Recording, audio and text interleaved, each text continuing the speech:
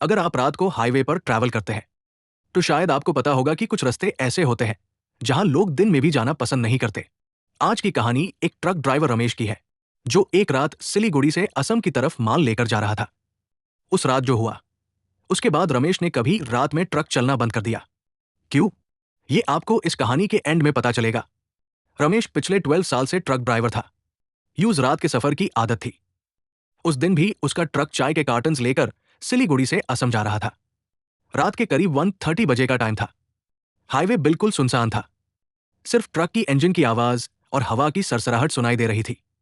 थोड़ी देर बाद रमेश एक घने जंगल वेल रास्ते पर पहुंच गया। लोग कहते थे कि उस रास्ते पर रात को अजीब घटनाएं होती है, लेकिन रमेश इन सब बातों पर यकीन नहीं करता था। उसने ट्रक की स्पीड बढ़ा दी। तभी उसने देखा, रोड के किनारे एक सफेद कपड़े में आदमी खड़ा था।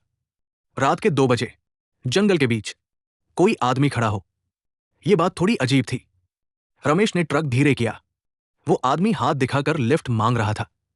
रमेश ने ट्रक रोका और विंडो से बोला, भाई इतनी रात को यहां क्या कर रहे हो? आदमी ने धीरे से जवाब दिया, गाड़ी खराब हो गई, थोड़ा आगे तक छोड़ दूं। उसका चेहरा अंधेरे में ठीक से दिख नहीं रहा था। रमेश ने सोचा, बेचारा मुसीबत में है। उसने पैसेंजर डोर खोल दिया।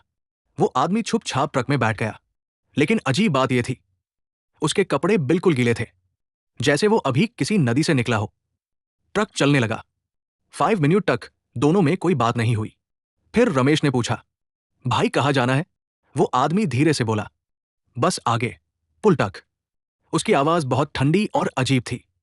रमेश को थोड़ा अजीब लगने लगा। उसने एक नजर पैसेंजर की तरफ डाली और उसका दिल जोर से धड़कने लगा।